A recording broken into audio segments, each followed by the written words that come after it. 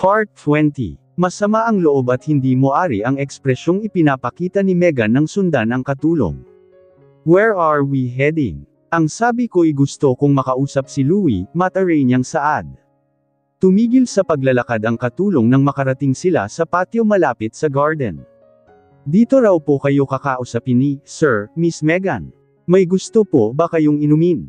May paggalang na tanong ng katulong. No need, pakisabi na naghihintay na. Kurito, ayokong mag-aksaya ng oras, ani Megan saka naupo sa isa sa mga upuan na naroon. Bahagya namang yumukod ang katulong bilang pagtugon sa katuluyang umalis. Ilang sandali pa ay nakita na ni Megan si Louie na papalapit kaya agad siyang ngumiti. Nawala ang iritasyong nararamdaman na ang bisitang gaya niya ay sa labas dinala sa halip na sa loob ng bahay. Para siyang hindi welcome sa pamamahay nito. Sa palagay niya ay si Zia nagutos doon sa katulong. Tuluyang nakalapit si Louie. Anong kailangan mo? Aniya sabay upo sa harap nito. Napalis ang tuwa sa mukha ni Megan. Sa ekspresyon pa lang ni Louie ay alam na niyang nag-iba ito. Wala na yung closeness, tila sa isang iglap ay lumawak ang distansya nilang dalawa. You obviously know kung anong sadya ko rito, Louie. Magtatanong ba ako kung hindi, Megan? You've changed, ani Megan na bakas ang lungkot sa mga mata. Walang nagbago sakin, Megan. Kung meron man, yun ay mas naging focus ako kay Zia. Dahil buntis siya, kaya parang baliwala na lang ako sayo. Anong sinasabi mo? Did I do something that will lead you to assume? You think na interested ako sayo romantically? Saka biglang natawa. Kahit sexo asterisk lali pa ay hindi, Megan. Huwag mong bigyan ng ibang kahulugan ang pagiging mabait ko sayo dahil ganoon ako sa lahat ng mga ka-business partners ko. Akala ko ba'y alam mo na ang kalakaran sa mundong ginagalawan natin? You're acting like a naive girl. It doesn't suit you. Nakatungo at namumula ang mukha ni Megan sa kahihiyang nararamdaman. Hindi inakalang maririnig niya mismo ito sa bibig ni Louie. Sa lalaking matagal na niyang iniibig. Buong akala niya ay may pag-asa na para sa kanilang dalawa. Siya lang pala itong umasa. Sa mga sandaling iyon ayaw nang magtagal pa ni Megan sa lugar na iyon kaya tumayo na siya para umalis pero hindi pa pala tapos si Louie. And one more thing, Megan. I warn you, huwag mo nang uulitin yung ginawa mong pakulo tungkol sa article na kumalat. Alam kong ikaw ang may pukana noon at hinayaan lang kita pero last na yon. Ulitin mo pa'y baka makalimutan kong magkaibigan tayo, dagdag pa ni Louie. Nanginginig ang kamay ni Megan na umalis sa property nito. Mabigat ang hakbang niya hanggang sa makarating sa kotse. Umalis na tayo, senggal niya sa driver. Pagkatapos ay sumigaw sa sobrang inis. Pagkaalis ng sasakyan ay saka naman tuluyang pumasok sa bahay si Louie para balikan si Zia. Ngunit wala na ito sa kwarto kaya hinanap niya na lamang at sa kusina nakita, kumakain. Tapos mo na siyang kausapin. Ani Zia, bakit kumakain ka uli? Balik tanong ni Louie. Nagutom ako, si Megan, umalis na. Tumango si Louie sa kainawat si Zia, kakakain mo lang, tama na yan at kailangan na nating umalis. Sabay kuha sa plato na napupuno ng pagkain. Manang, pakiligpit nga ito, utos niya sa katulong. Sumimangot naman si Zia, gutom pa si baby. Nagtatampo niyang sabi.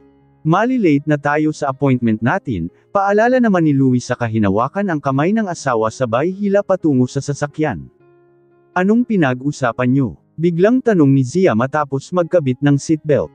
Binuhay ni Louie ang makina ng sasakyan saka ito sinagot, nothing important. Naningkit ang mata ni Zia, halatang may pagdududa sa mga tingin pero hindi na muli pang nagtanong. Hindi ka naniniwala? Of course, I believed you, ani Zia. Satisfied naman sa narinig si Louie kaya nagmaneho na ito paalis. Sa ospital, sa katabing kwarto ng opisina ng OBGYN doctor dinala ang mag-asawa. Pinahiga si Zia at hinawi ang suot na blouse para lagyan ng gel ang tiyan. Pagkatapos ay sinimulan na ng doktor ang paghagod sa tiyan ni Zia gamit ang ultrasound device habang nakatingin sa monitor. Nasa bandang yuluhan ng kama si Louie nakapwesto, pinapanood ang monitor. Tinitingnan kung alin sa nakikita ang anak. Hanggang sa may itinuro ang doktor at sinabing iyon ang bata. May hugis na ikinatuwa ni Louie. Maging si Zia ay nakangiti rin at halos mangiyak-ngiyak na nakatingin sa monitor. Muli pang hamagod ng ilang beses ang doktor sa tiyan ni Zia. Seryoso ang mukha kahit may ngiti sa labi. Pagkatapos ay hinarap ang mag-asawa. Congratulations at babae ang anak ninyo, ma'am, saad ng doktor. Gusto niyo po ba ng sonogram ni baby? Yes, sagot agad ni Louie na nakahawak na sa kamay ng asawa. Para siyang nasa ere sa sobrang tuwa. Hindi niya akalaing babae talaga ang magiging anak nila ni Zia. Hindi maalis ang tingin niya sa monitor, tinatitigan ang anak. Excited na siyang mahawakan at may akap ito. Louie, ano yun, sir? Tanong ng doktor dahil malapit ito kay Louie. Nakangiting umiling si Louie. Wala, nabanggit ko lang ang pangalan niya. Tumango naman ang doktor. Baby Louisa, magandang pangalan. Proud naman si Louie na siya ang nagpangalan sa anak. Abot tenga ang ngiti niya samantalang si Zia ay hindi moari kung ano ang dapat maramdaman sa mga sandaling iyon habang nakatingin sa asawa.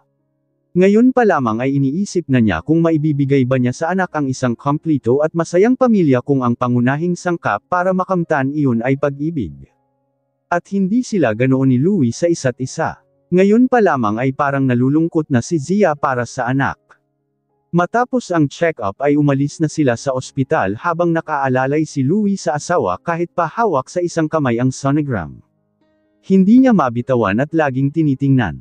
Sa kakatingin mo, baka bigla yang gumalaw, biro pa ni Zia. Dapat pala hiningi rin natin ang kopya ng monitor at gusto kong panuurin, ani Louie. Naiiling nang ngumiti si Zia, pinipigilan ang sariling kantsawan ito ng ngoa. Pagsakay ng dalawa sa kotse ay nagtanong si Louie kung may gusto ba itong puntahan na ibang lugar bago umuwi na inilingan lang ni Zia. Uwi na lang tayo at nagugutom uli ako, Louie. Natawa naman si Louie at saka hinimas-himas ang tiyan ni Zia. Baby, oh, si mommy, gutom ulit. Anong gusto mong kainin at itatawag ko agad sa bahay, baka maipit tayo sa traffic or pwede namang dumaan na lang tayo sa restaurant. Sisigot pa sana si Zia nang tumunog ang cellphone ni Louie. Pagtingin ay si Lucia ang tumatawag. Napalis ang tuwa sa mukha ni Louie nang makita ang pangalan ng ina. Baka kung ano-ano na naman ang sabihin nito na paniguradong hindi niya magugustuhan. Sagutin mo, Louie, baka importante, si Zia. Nagpakawala ng malalim na buntong hininga si Louie bago sagutin ang tawag, ano yon, Imi? May bakanteng oras ka. Pwede ka bang dumalaw ngayon dito at lumalala ang kondisyon ni Mama? Sa palagay ko'y, hindi na siya magtatagal, Louie, malungkot na sabi ni Lucia. Sa isang iglap ay naglaho ang tuwang nararamdaman ni Louie dahil sa anak at napalitan ng pangamba dahil sa sinabi ng ina. Bakit hindi niyo po sinabi kaagad ang kondisyon ni Lola, Imi? Pinagbawalan ako ni Mama at inaalala niya ang pagbubuntis ni Zia. Masyado ka na raw abala sa kumpanya at sa asawa mo't ayaw na niyang makadagdag pa, paliwanag ni Lucia. Nais pa sanang magsalita ni Louie ngunit hinawakan na siya ni Zia sa braso para pigilan. Umiling-iling ito at umusal ng huwag nang makipagtalo, kaya iyon ang ginawa niya. Okay, pupunta na lang ako riyan, isasama ko si Zia. Huwag na, Louie, siya ang isa sa rason ni Mama kaya ayaw nitong sabihin sa'yo ang kondisyon tapos isasama mo pa. Baka magalit lang siya sakin. Napalingon sa kanyang tabi si Louie, sa palagay niya ay narinig ni Zia ang sinabi ng ina. Kaya saglit na tinakpan ang cellphone sa kakinausap si Zia, ayos lang ba sayong ihatid muna kita sa bahay? Tumango naman si Zia, pakisabi kay Lola na huwag siyang mag-alala sakin at kapag okay na, gusto kong dalawin siya, malungkot niyang sabi. Hinaplos ni Louie ang pisngi ng asawa para kahit papaano ay mapawi ang lungkot nito. Pagkatapos ay nagmaneho na pabalik sa bahay. Pagdating ay hinalikan niya sa noo si Zia pagkababa ng kotse. Uuwi rin agad ako, aniya bago magmaneho patungo sa Rodriguez Mansion. Inabot ng halos oras si Louie sa biyahe dahil sa traffic. Pagdating ay dumiretso kaagad siya sa kwarto ni Esmeralda. Pagbukas ng pinto ay hindi kaagad nakahakbang papasok si Louie nang makita ang mga aparatong nakakabit sa kamay at braso ng matanda. Hindi niya akalaing makikita sa ganoong kondisyon si Esmeralda. Simula pagkabata ay ito na ang itinuturing na ina ni Louie. Inaruga siya ng matanda habang si Lucia ay hindi mahagilap at kung saan-saan nagpupunta matapos iwan ng asawa, si Wilbert. Ang private nurse na naroon ay lumapit at sinabing nakatulog si Esmeralda matapos turukan ng gamot ng doktor. Tumanggo naman si Louie sa kalumapit at naupo sa tabi ng kama. Maingat na kinuha ang kamay ng matanda at marahang hinaplos-haplos. Magpagaling po kayo, La. Alam nyo bang may maganda akong balita sa inyo? Kwento pa ni Louie, hanggang sa magmulat ng mata si Esmeralda. Nakatitig kay Louie saka nagsalita, Wilbert. Ikaw ba yan? Nag-iba ang ekspresyon ni Louie nang banggitin nito ang pangalan ng ama. Si Louie po to, La. Kumurap naman si Esmeralda sa kanapatango, panandaliang namalik mata nang makita ang apo. May ngiti man sa labi ay halata pa rin sa mukha na nanghihina at may dinaramdam. Anong ginagawa mo rito? Hindi ba't dapat ay kasama mo si Zia? Hindi ko ba kayo pwedeng makita, La? Nag-iwas ng tingin si Esmeralda. Sinabihan ko na si Lucia na wag sasabihin ang kondisyon ko. Kahit kailan talaga ay hindi siya maaasahan. Nag-aalala lang si Mommy at hindi na raw maganda ang kondisyon nyo. Masyado lang siyang nag-iisip ng masama, gusto na yata niya akong mawala sa mundo, ani Esmeralda. Hindi pa ako mamamatway kung yun ang inaalala mo, Louie. Sisiguraduhin kung makikita ko pa ang apo ko sa tuhod kaya wala kang dapat na ipag-alala. Napangiti naman kahit papaano si Louie saka ikinwento ang nangyari kanina sa ospital. Natutuwa naman si Esmeralda na malaman na babae ang magiging anak ng apo. Ito ba ang itsura niya? Abay napakagandang bata, komento ni Esmeralda matapos ipakita ni Louie ang sonogram. Ang kwentuhan ng dalawa ay inabot ng mahigit 1 oras. At dahil nakamonitor ang pahinga ng matanda ay bumalik ang private nurse para sabihing kailangan ng magpahinga ni Esmeralda. Dadalaw po ulit ako sa inyo, La, at isasama ko na sa susunod si Zia. Saad ni Louie sa kahinalikan ito sa noo bilang pamamaalam. Hihintayin ko kayo, tugon ni Esmeralda.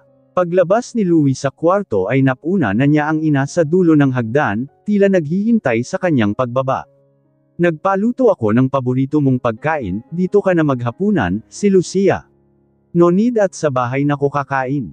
Sinabihan ko si Zia na uuwi kaagad ako. Gaano ba kasela ng pagbubuntis niyang asawa mo di mo man lang magawang iwan kahit sandali lang. Saad ni Lucia na kulang na lang ay umirap habang nagsasalita. Kung si Megan pa sana ang pinakasalan mo, paniguradong walang problema. Kumunat ang noo ni Louie nang banggitin nito ang babae. Kung siya ang pinakasalan ko, baka araw-araw nasa balita ang pamilya natin, involved sa lifestyle niyang gabi-gabi laging nasa club. Iyon ba ang gusto mo, Emmy? Iyong biglang may magtatanong sa'yo na journalist o reporter tungkol kay Megan. Hindi nakapagsalita si Lucia dahil kahit maging siya ay hindi rin gusto ang ganoong lifestyle ni Megan, masyadong liberated para sa kanya. Nang sa tingin ni Louie ay wala nang masabi ang ina ay nagpaalam na siyang aalis. Pagka-uwi sa bahay ay dirdiretso si Louie sa kwarto ngunit wala si Zia. Lalabas pa nga sana uli para hanapin ito ng makarinig ng kaunting ingay sa cloakroom. Paglapit ay nakita niyang kumukuha ng ilang damit si Zia habang may nakabukas na malita sa lapag. Anong ginagawa mo? Napalingon si Zia pero tuloy lang sa ginagawa na parang walang narinig. Aalis ka, saan? Tanong muli ni Louie sa kalumapit. Hinahanda ko lang ang gamit na dadalhin ko once na pupunta na ko sa Cebu, tugon ni Zia. Ikaw, hindi ako kasama. Busy ka sa work, Louie. Kaya ako lang ang magpupunta, dahilan ni Zia kahit ang totoo ay aasikasuhin niya ang lupa na naiwan ng yumaong ina at habang naroon ay hahanap na rin siya ng magtatayo ng pinaplanong bahay. Hihingi siya ng tulong kay Arnold at baka may kakilala ito. Hindi ka aalis nang hindi ako kasama, Zia. Baka nakakalimutan mong buntis ka, tapos ang gusto mo ay mag-travel ng mag-isa sa malayo. No way. Hindi ako papayag. Bagsak ang balikat ni Zia nang lingunin ang asawa. Kung hindi siya makakaalis ng mag-isa ay baka wala na siyang pagkakataon pa dahil palaki na ng palaki ang tiyan niya, mas lalo siyang mahihirapan mag-travel. Kailangan niyang gumawa ng paraan. Kaya nilapag niya muna ang hawak na damit sa kanilapitan si Louie. Kung kinakailangan niya itong lambingin para mapapayag ay gagawin niya. Paano ang trabaho mo, Aber? Sa pagkakaalam ko ay puno na ang schedule mo. Kaya kung gawa ng paraan ang schedule ko, Zia kaya sasama ako kung saan ka man pupunta. Hindi naman ako magta-travel ng mag-isa. Kung gusto mo ay isasama ko si Lindsay. Aniya na hinahaplos ang itaas ng dibdib ni Louie. Ito ang paraan niya ng paglalamang. Kaya ang matalim na tingin ni Louie ay napalitan ng kakaibang ekspresyon. Naging malambing at mapang-akit. Nagangat ng tingin si Zia at nang mapansin ang tingin ni Louie ay bigla siyang kinabahan. Bago pa maka-address ay pumulupot na ang braso nito paikot sa kanyang bewang sabay hapit palapit. Saan ka pupunta? You started it first, di ka pwedeng mag-back out, saad ni Louie sabay buhat dito ala bride style. Napasinghap si Zia sa ginawa nito. Saan mo ko dadalhin? Aniya nang maglakad palabas sa cloakroom si Louie. Sa langit, doon muna tayo pupunta, Zia. Naguluhan pa noong una si Zia hanggang sa mapagtanto niya kung ano ang ibig nitong sabihin. Automatiko siyang napatingin sa kama ngunit nilagpasan iyon ni Louie. Nakahinga siya ng maluwag dahil nagkamali lang pala siya ng akala hanggang sa huminto ito sa harap ng sofa. Saka lang niya naisip na favorite spot nga pala iyon ni Louie. Wait, sandali, hindi na natapos ni Zia ang sasabihin ng halikan siya nito sa labi sabay tulak ng marahan pasandal sa sofa. Automatikong humawak ang dalawang kamay ni Zia sa balikat ng asawa para awatin ito at itulak. Pero hindi man lang natinag si Louie na ang dalawang kamay ay nasa bewang at batok ni Zia, humahaplos at pumipisil sa malambot na balat. Ang banayad na halik ni Louie ay naging mapusok at mapaghanap. Ginagalugad ang bibig ni Zia at nakikipag-espadahan sa dila nito. Ang kamay ng asawa na nasa balikat niya ay biglang napakapit at pilit inilalayo ang mukha na parang ayaw na nitong makipaghalikan. Hindi ako makahinga, bigkas pa ni Zia ngunit hindi na nagawa pang tapusin ang sasabihin ng habulin ng halik ni Louie. Mas mapusok at malalim na halik, tila gustong lunurin si Zia hanggang sa kusa na itong magpaubaya. Hindi talaga nilubayan ni Louie ang labi nito hanggat hindi bumababa ang depensa ng asawa. Nang ang kamay ni Zia na nasa balikat nito ay yamakap na ng tuluyan sa batok, ay sakalang bumaba ang halik ni Louie sa leeg na nagbibigay ng kakaibang sarap at kilati sa kanya. Ang isang tuhod ni Louie ay inilapat na sa sofa habang ang isang kamay ay mahigpit ang hawak sa sandalan. Malamig at bukas ang aircon, ngunit sa mga sandaling iyon ay pinagpapawisan at nag-iinit na ang katawan ng dalawa. Nangangati na si Louie na habaran ang asawa at angkinan. 5 buwan, ganoon siya katagal nagpigil kaya sa oras na may gumambala at umistorbo sa kanya ay paniguradong magwawala siya sa galit. Mahinang ungisa ni Zia na nagbigay kilabot sa buong katawan ni Louie. Tumigil siya sa paghalik sa leeg ni Zia saka ito tuluyang inihiga sa sofa. Mabilis ang hinubad ang damit pang itaas saka muling inangkin ang mapula at matamis nitong labi. Pilit namang sumasabay sa halik si Zia kahit hindi komportable sa pwesto. Ang mahalaga lang sa kanya ng mga sandaling iyon ay si Louie at ang mangyayari mamaya. Tuldok tuldok tuldok. Bumabang muli ang halik ni Louie sa leeg nito ngunit hindi iyon nagtagal dahil ang pinaka-inaasam niyang matikman ay nasa ibaba pa.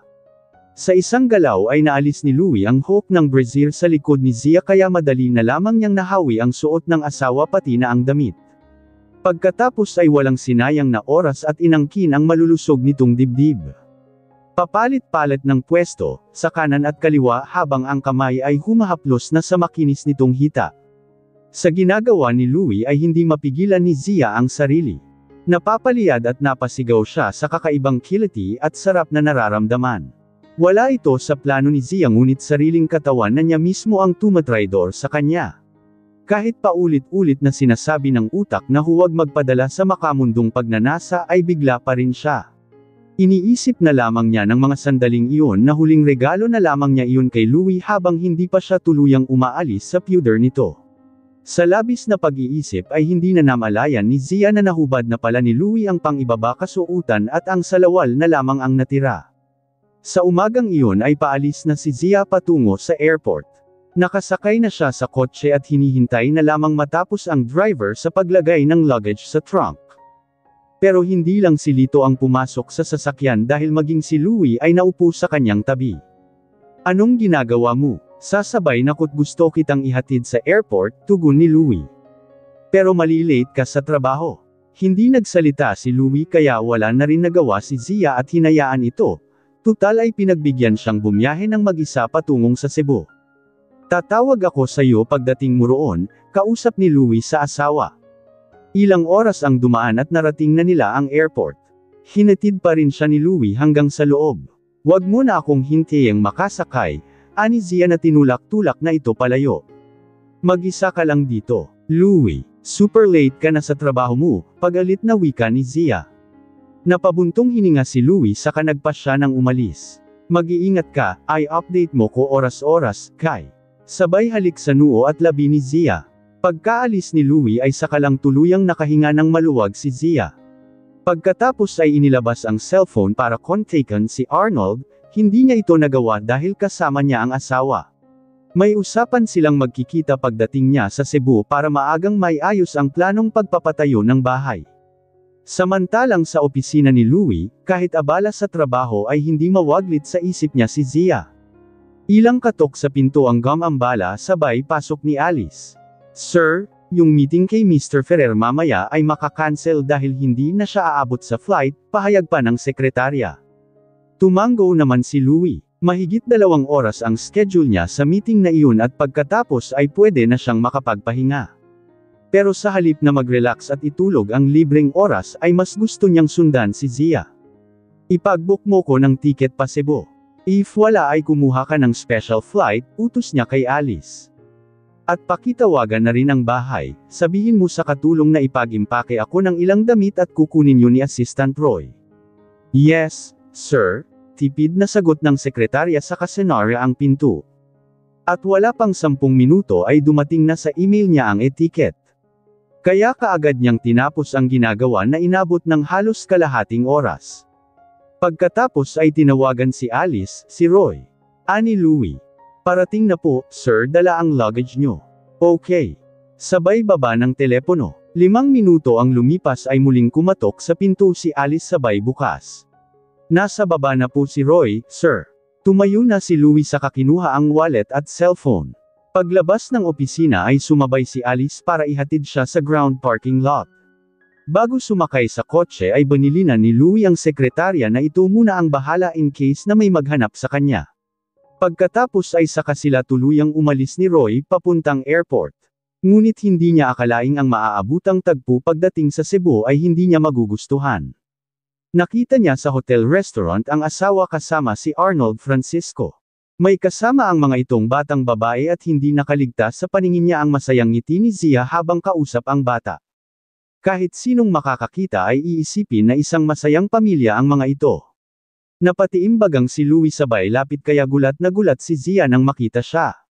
Anong ginagawa mo rito? Sa reaksyon ni Zia ay para itong may itinatagong lihim na mas lalong ikinaduda ni Louie. Sa halip na sumagot ay naupo siya sa tabi ng asawa at binalingan si Arnold para makipag-shake hands. Glad to meet you, Mr. Rodriguez, bati pa ni Arnold saka ipinakilala ang batang babae na kasama, anak ko nga pala si Pearl. Tipid lang ang pagngiti ni Louie dahil mas gusto niyang malaman kung anong pinag-uusapan nito at ni Zia. Ikaw ba ang business partner na sinasabi ni Zia na magpapatayo ng another branch? Tanong ni Louie. Yes. Hindi ba nasabi sa'yo ni Miss Zia? Tugon ni Arnold. Napalingon si Louie sa asawa sabay sagot, hindi and. Tuldok-tuldok. Mrs. Rodriguez, not Miss Zia, pagtatama pa niya sa sinabi ni Arnold. Gusto niyang matindaan nitong kasal, may asawa at buntis si Zia. Napangiti si Arnold at hindi ikinasama ang sinabi ni Louie. Pagkatapos ay pinagpatuloy ang naudlot na usapan. Samantalang si Zia ay nanatili ng tahimik sa tabi, tila guilty. Ilang minuto ang lumipas ay nagpa siya nang umalis ni Arnold matapos ang pag-uusap. Pagkaalis nito kasama ang anak ay mabilis na tumayo si Zia patungo sa elevator. Umalis ni Arnold matapos ang pag-uusap. Pagkaalis nito kasama ang anak ay mabilis na tumayo si Zia patungo sa elevator. Kaagad namang sumunod si Louie hanggang sa hotel room. Bakit mo ko sinundan dito sa Cebu? Bakit hindi mo sinabi sakin na siya pala ang business partner mo? Balik tanong ni Louie. Business ko to, Louie at sigurado akong pakikialaman mo ang negosyo ko. Inilapag ni Zia ang dalang bag at brown envelope saka pumasok sa banyo para magbawas ng tubig sa katawan. Pagkasara ng pinto ay kinuha ni Louie ang brown envelope sa kama.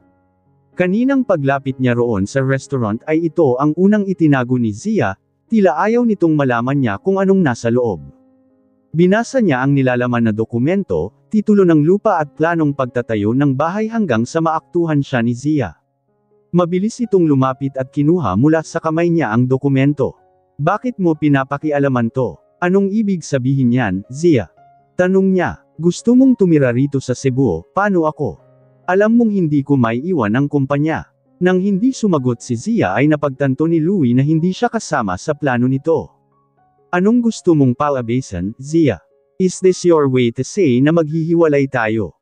Alam mong kaya kita pinakasalan ulit ay dahil kailangan ko ang koneksyon mo't pera, diretsahan sagot ni Zia. Natigilan at hindi na nakuhang magsalita ni Louie. Ang sakit marinig mula kay Zia na hanggang doon lang pala siya. Nakakapanginig sa galit. Gusto niyang magwala pero iniisip niya pa rin si Zia lalo na ang batang dinadala nito. Kaya kusa na siyang umalis nang hindi nagpapalam. Lumipat siya ng hotel. Nagpakalasing sa isang high-end club hanggang sa magising na may katabing babae. Masakit ang ulo ni Louie pagbangon sa kama dahil sa hangover habang ang hindi kilalang babae na katabi ay nakayakap pa sa kanyang bewang. Ginaisang niya ang natutulog na babae saka tinanong, "Who are you? Anong ginagawa mo sa kwarto ko?"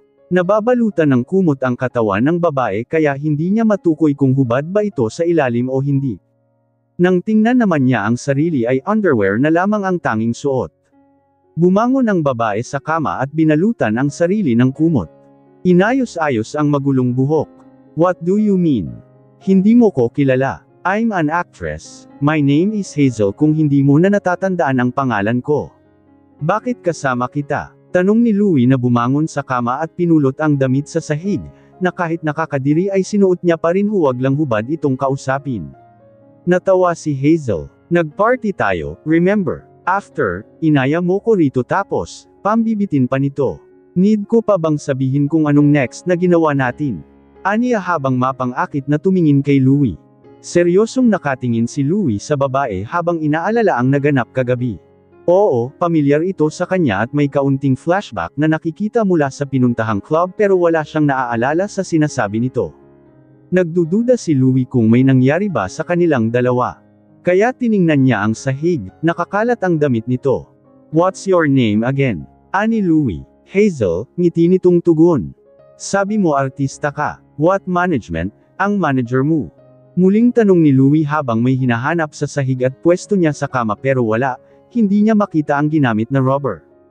Kahit nilukot na tissue ay wala rin kaya nakakaduda na may nangyari sa kanila. Pagbilang sa mukha ni Hazel ay biglang nag-iba ang ekspresyon nito, tila kabado pero naroon pa rin ang ngiti sa labi. "Ba't di ka na makapagsalita? You know me, right? Nasisiguro kung kilala mo ko, not only by my name. What do you mean?" Lumapit si Louie sa pwesto nito sa kamarahas na hinablot ang kumot na tumatakip sa katawan nito. Napatili si Hazel sabay takip sa lantad na dibdib pero hindi nga nagkamali ng hinala si Louie dahil may suot pa itong underwear, gaya ng ayos niya kanina nang magising. "Anong ginagawa mo?" Si Hazel na binawi ang kumot para itago ang katawan. "Ikaw dapat ang tanungin ko niyan, pinaglaloloko mo ba ako? Sinong nag-utos sa'yo? May kasabwat ka ba?" Mas lalong nahalata ang kaba sa mukha ni Hazel. "Anong sinasabi mo bang nagsisinungaling ako? May nangyari talaga sa atin. Para paalalahanan ka, hindi mo ko maloloko sa pakulo mong to. Ang mas mabuti pa ay magbihis ka na't umalis bago pa ko may gawin sa yung hindi mo magugustuhan," babala ni Louie.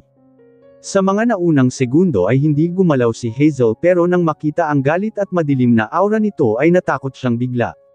Mabilis niyang pinagkukuha ang damit sa sahig at nagbihis. Iniisip kung saan siya nagkamali. Maayos naman ang plano niya. Ang pagmukhang may nangyari sa kanila kahit wala naman talaga. Pero kahit palpak ang plano ay hindi siya pwedeng sumuko. Sasayangin niya pa ba ang pagkakataon, gayong nasa harap na niya ang CEO ng Rodriguez Company. Napakalaki ng maitutulong ni Louie sa career niya bilang baguhang artista kaya nga naisip niyang pagmukhang may nangyari sa kanila. Kapag kumagat ito sa pain ay sa kanya ito gagamitin. Kaya kailangan niyang mag-isip ng solusyon. Nagsimula siyang umiyak. Hindi ko alam na ganito ka pala. Akala ko'y gentleman ka, ibang-iba sa mga lalaking nakilala ko. Paano kung mabuntis ako, anong gagawin mo?" Nanlisik ang mata ni Louie. Sobrang sakit ng ulo niya at dumadagdag pa ang babaeng wala siyang ideya kung saan nagmula. Bibilang ako ng 5, kapag hindi ka pa umalis ay sisiguraduhin kong mawawala ka sa showbiz, babala pang muli ni Louie. Kinabahan si Hazel. Kapag parte na sa kanyang trabaho ang usapan ay hindi na siya magpupumilit pa pero hindi pa rin ipapahalata ang pagkapahiya kaya sininghalan niya ito, jerk. Saka lumabas ng kwarto at pabagsak na senarya ang pinto. Napabuga naman ng hangin si Louie saka naupo sa kama. Ilang sandali pa ay tumawag ng hotel service para dalhan siya ng kahit anong gamot sa hangover. Pagkatapos ay nagtungo sa banyo para mag-shower at nanlalagkit siya, nandidiring may nakatabing hindi niya alam kung malinis ba. Paglabas sa banyo ay naroon na ang staff na nagdala ng gamot at pagkain niya. Nakalimutan ko, pakilinis din ang kama no, mag-check out na lang pala ako, aniya at ayaw na niyang magdigal sa kwartong iyon. Marumi. Pag-alis sa hotel ay dumiretso na siya sa airport nang hindi binabalikan o kinausap man lang si Zia. Kaysa makipagtalo sa asawa ay babalik na lamang siya sa Manila at lulunurin ang sarili sa trabaho. Ang dami niyang nasayang na oras para sa asawa tapos hindi pala siya kasama sa future plans nito.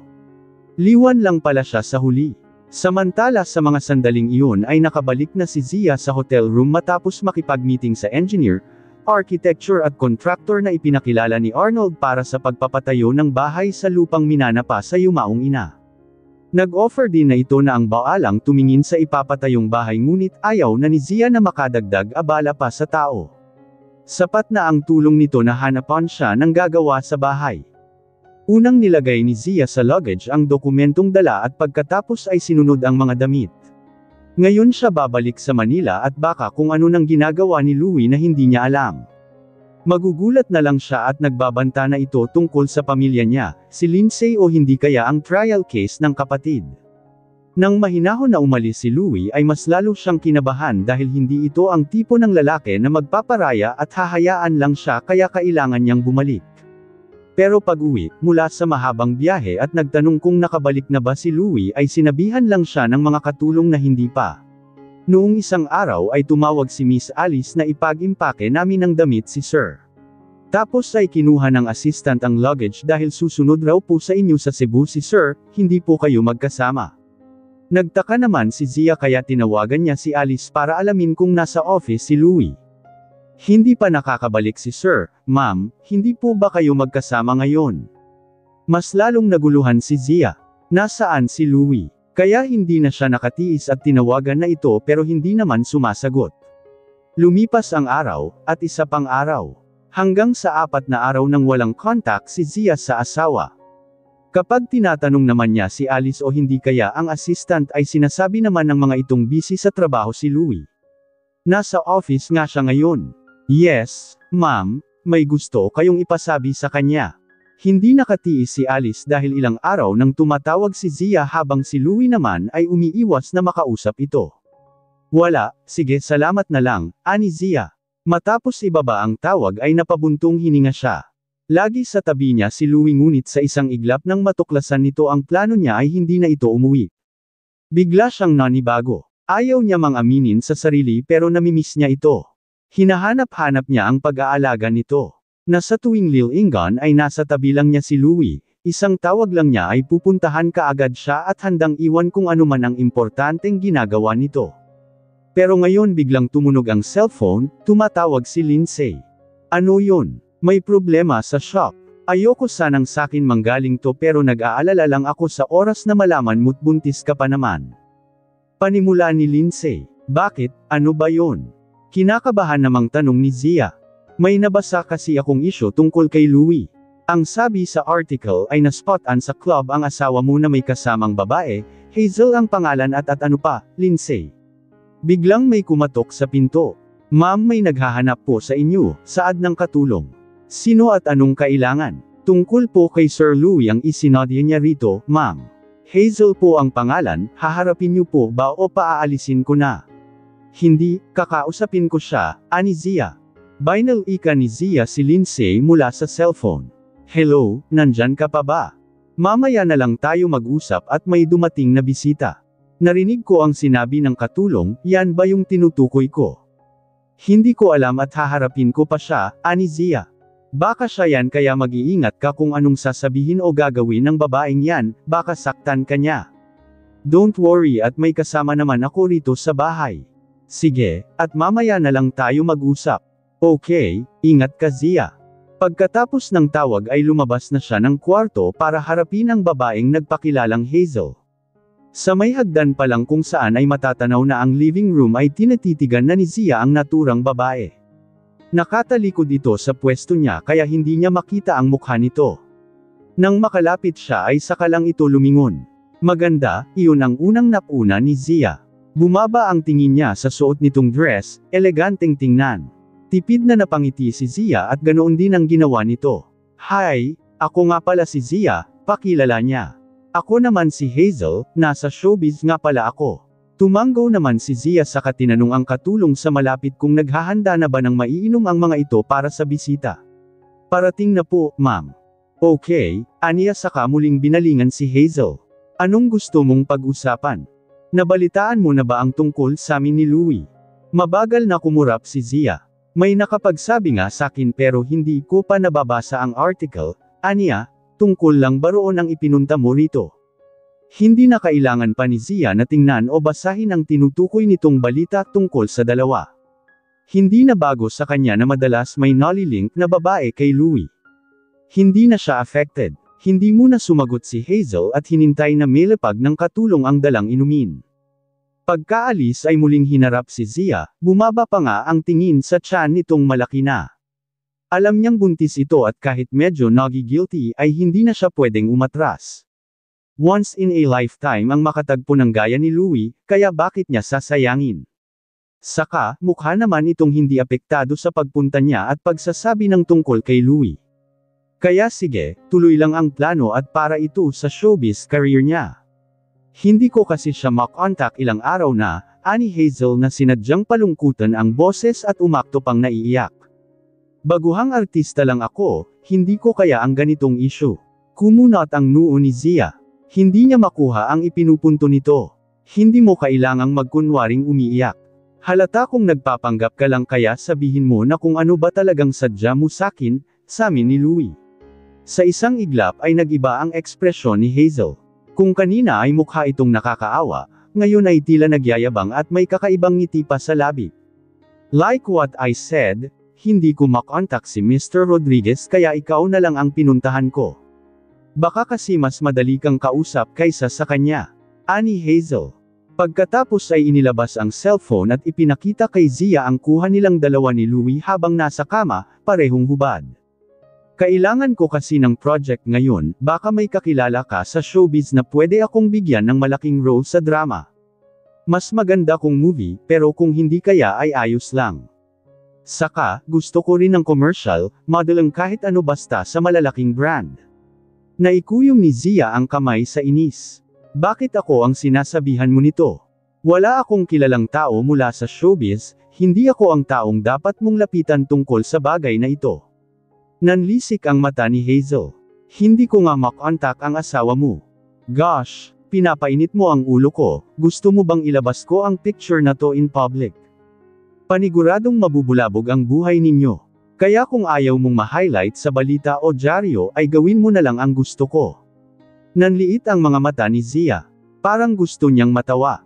Sa palagay niya ay hindi nito lubos na kilala si Louie kung gaano ito nakakatakot.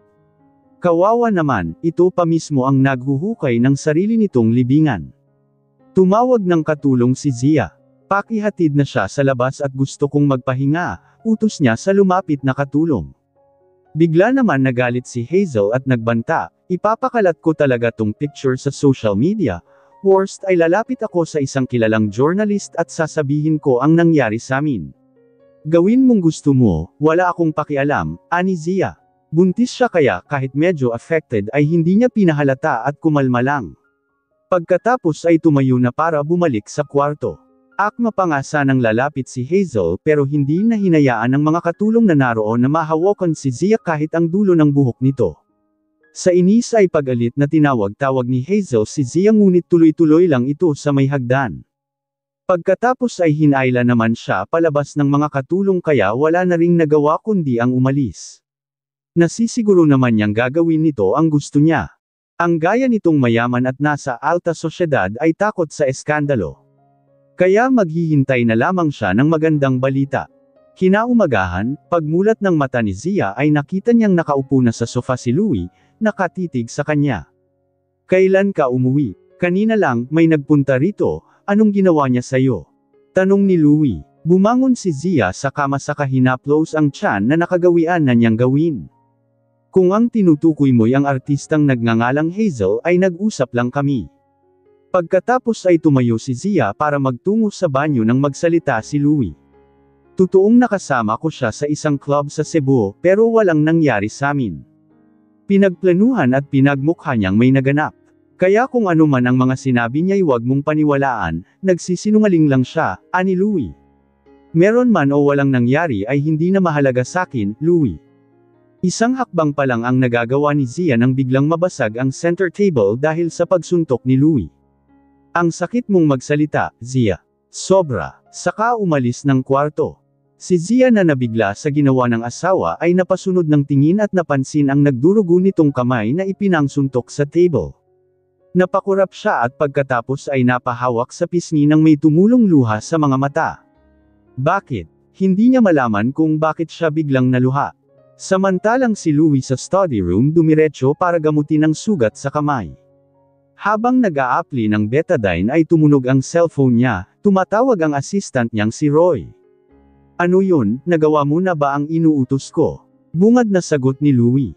Yes, sir. Sinigurado ko pong ba na sa showbiz si Hazel, at nakuha rin po namin mula sa kanya ang cellphone na ginamit niya ng gabing magkasama kayo sa club. Deleted na po ang picture niyong dalawa, pahayag ni Roy. Good, tipid na sagot ni Louie bago tapusin ang tawag. Pagkatapos ay muling binalingan ang sugat saka napabuga ng hangin. Wala sa plano niya ang umuwi at magpakita kay Zia. Pero nang malaman niya na nagpunta si Hazel sa bahay ay bigla siyang kinabahan para sa asawa. Nag-alala ng husto pero siya lang pala itong concern dahil wala namang pakialam sa kanya si Zia.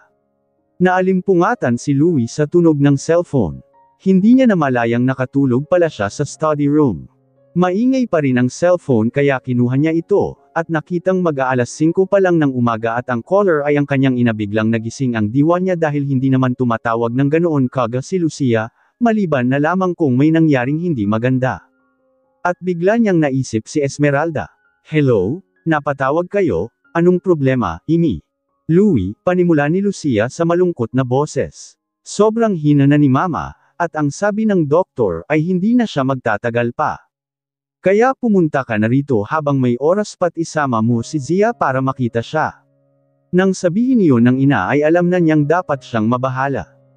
Ayaw nito kay Zia kaya ang sabihing dalhin niya ang asawa para makita si Esmeralda ay talagang hindi na ito. Okay, magpupunta ka agad kami riyan, aniya saka tinapos ang tawag. Mabilis ang hakbang pabalik sa master's bedroom at ginaisang ang asawa. Nagmulat ng mata si Zia. Bakit? Magbihis ka't kailangan nating pumunta sa mansyon. Hindi na maganda ang lagay ni Lola, saad ni Louie.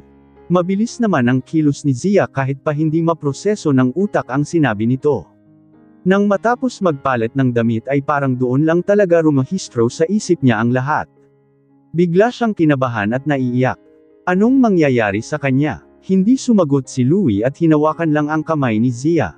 Kailangan na nating umalis, iyon na lamang ang nasabi niya dahil maging siya ay ayaw nang isipin kung anong mangyayari kay Esmeralda. Sa kotse ay mahigpit ang hawak ni Zia sa seatbelt, habang malakas ang kabog ni dibdib dahil sa kaba. Nililingunyasa sa tabi si Louie na seryosong nagmamaneho at mahigpit ang pagkakahawak sa manibela. Pagkarating sa Rodriguez Mansion ay may naghihintay ng katulong sa kanila. Nasa taas po si Madam, Sir, hinihintay kayo, pahayag nito. Tumango lang si Louie saka dumiretso sa kwarto ni Esmeralda habang hawak ang kamay ni Zia. Sa labas ng kwarto ay naroon ang ilang kasambahay, nakatingin sa loob ng bukas na pinto. Sabay-sabay naman ang mga itong napalingon pagdating ng mag-asawa. Pawang malulungkot ang itsura kaya mas lalong dumilim ang ekspresyon ni Louie. Pagkatapat sa bukas na pinto ay naroon sa loob si Lucia, ang doktor at ang private nurse ni Esmeralda. Nang tingnan ni Louie ang matanda ay wala nang nakakabit na aparato sa katawan nito. Napakapit siya sa hambo ng pinto, tila nahihirapang humakbang papasok ng kwarto. Napuna iyon ni Zia na kaagad humaplo sa likod ng asawa. Tumuloy na tayo, Louie, naghihintay si Lola. Nagangat naman ng tingin si Louie at pinagmasdan ang matanda na nakatingin na pala sa kanila. Hindi makikitaan ng kahit anong reaksyon sa mukha ngunit hindi may kakaila na natutuwa itong makita ang dalawa kung pagmamasdan ng mabuti ang mga mata.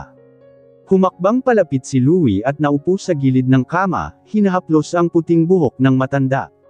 Nandito na ako, La, kasama ko si Zia. Bumuka ang bibig ni Esmeralda, tila may gustong sabihin ngunit wala namang lumalabas na salita sa bibig. Marahil ay masyado nang mahina para magsalita pa. Lola, nandito na po kami ni Luisa, saad naman ni Zia at hinawakan ang kamay nito para ilapat sa mambak niyang tiyan. Luisa, bigkas ni Esmeralda na ikinaluhan ni Zia. Mula naman sa labas ng kwarto ay nagsisiiyakan na ang ilang kasambahay kaya mas lalong nagiging emosyonal si Zia. Ang doktor at private nurse ay panandaliang umalis para hayaan ang pamilya na makasama pa si Esmeralda sa huling sandali. Habang si Lucia ay lumabas din ng kwarto para tawagan ang buong angkan ng mga Rodriguez para ipaalam ang kasalukuyang nangyayari. At para makita ng mga ito si Esmeralda bago man lang nito lisanin ang mundo. Nito lisanin ang mundo. Sa loob ng kwarto ay kumuha ng upuan si Louie para sa kanilang dalawa ni Zia na walang tigil na pinapahaplos kay Esmeralda ang tiyan. Hanggang sa biglang bumagsak ang kamay ng matanda at pareho silang natakot ni Louie. Ang buong akala nila ay wala na ang matanda dahil nakapikit na rin ito. La, gising, wag pa ngayon, please, nagsusumamong sabi ni Louie. Makailang beses pang tinawag ng dalawa ang pangalan ni Esmeralda hanggang sa magmulat ito ng mga mata ng hihina na ako. Wilbert, ani Esmeralda sa garalgal na boses. Umuwi ka na, anak. Singhap mula sa mga nag-iiyakang kasambahay, habang si Zia at Lucia ay nabigla naman sa narinig. Samantalang si Louie ay napatitig lang sa mukha ng matanda. Bakit niyo tinatawag ang taong hindi na kailanman babalik? Bakas ang galit sa boses. Louie, huminahon ka, awat naman ni Zia. Inis na tumayo si Louie. Hindi napigilan ang emosyon nang banggitin nito ang pangalan ng ama. Humarap siya sa pader at makailang beses pinukpok ang kamao. Wilbert, makailang ulit tinawag ni Esmeralda ang pangalan ng anak.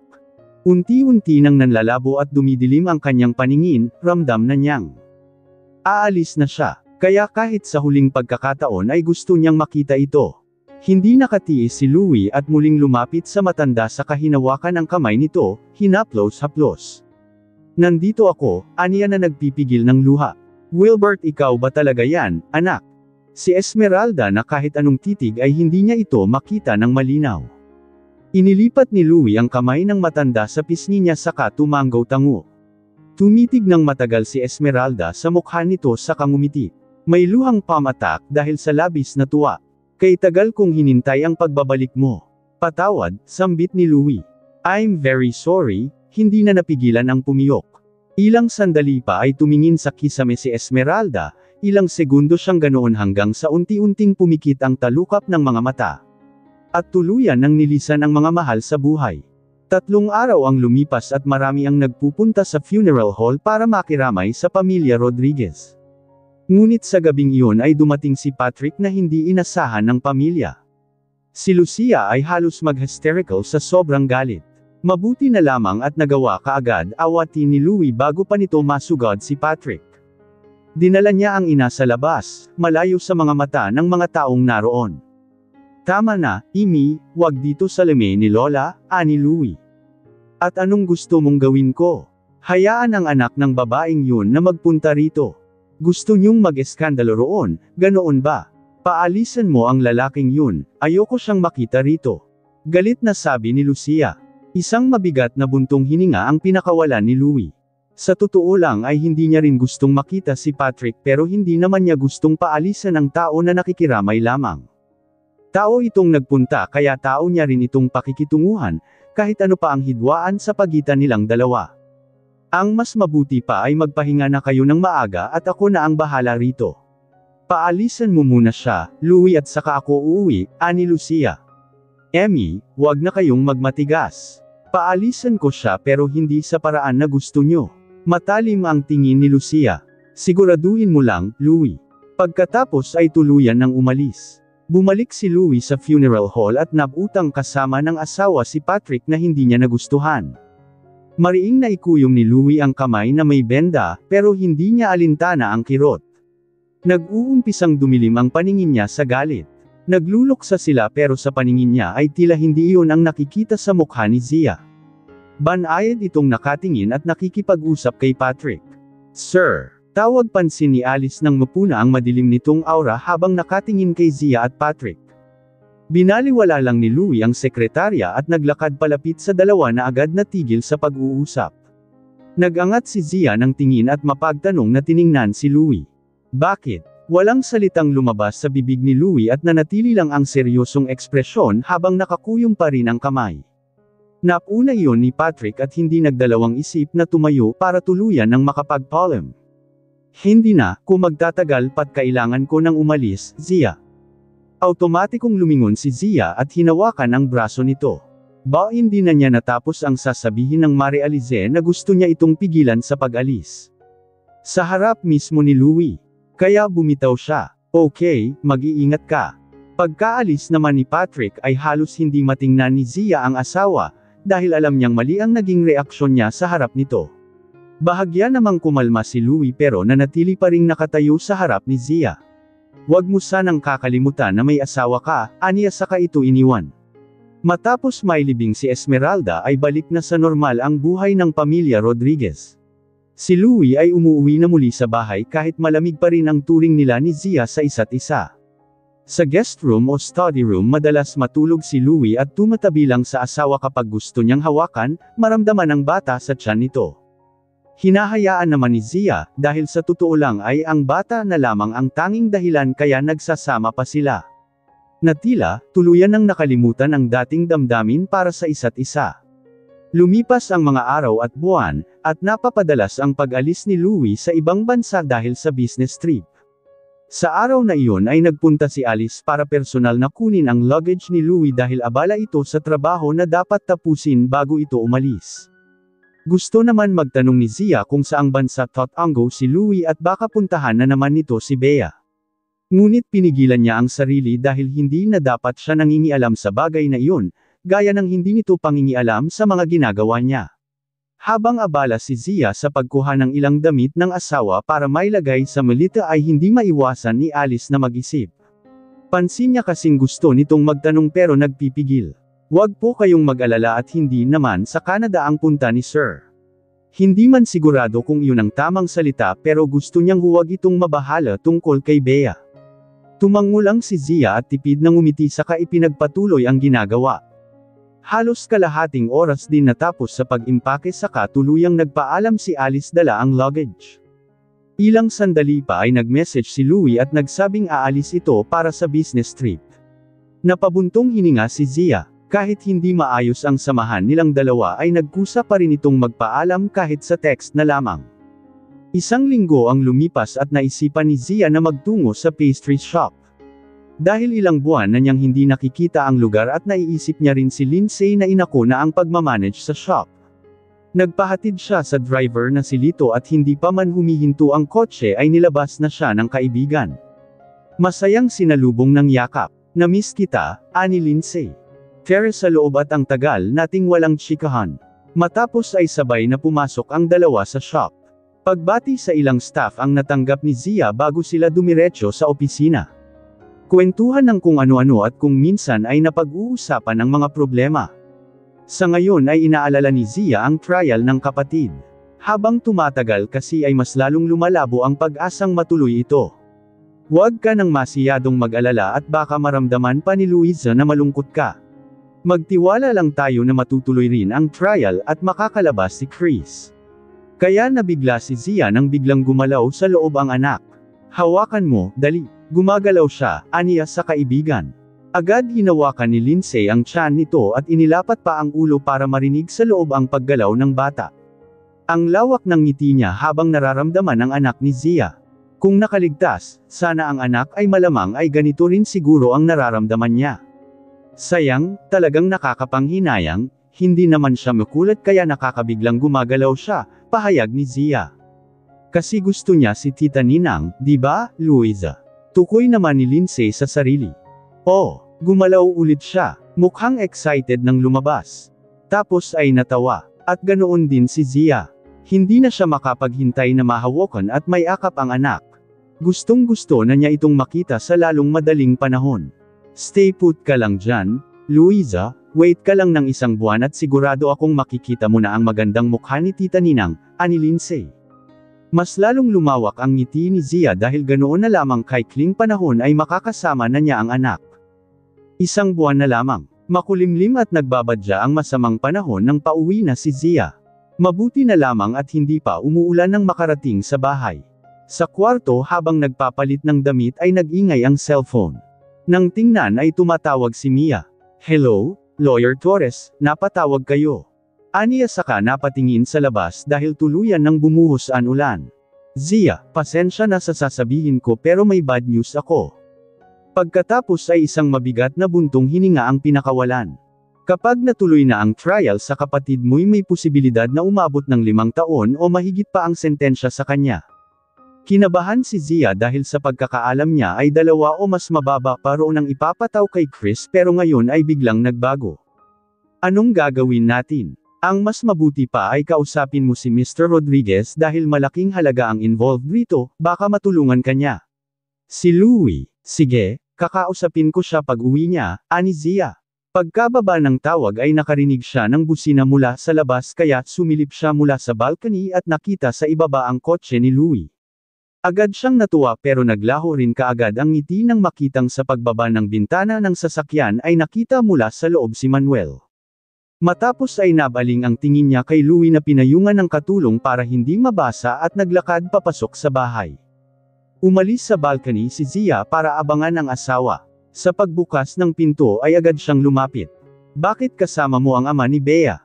Di ba't sinabi mong hindi na sila babalik dito at nangako ka ring hindi na makikipag-ugnayan sa kanila? Nilampasan ni Louie ang asawa para kunin ang passport sa drawer. Kailangan kong umalis. Saan, Louie? Huwag mo sasabihing pupuntahan mo si Bea. Napahilot sa sentido si Louie. Huwag muna ngayon at pagod ako. Napasinghap si Zia nang makitang iritado na ito kaya huminahon siya. Hindi niya ito pwedeng galitin gayong kailangan niya ang tulong nito. Okay pero may gusto lang sana akong sabihin bago ka umalis. Sa pagbalik ko na lang, Zia. Saka ito tinalikuran ni Louie.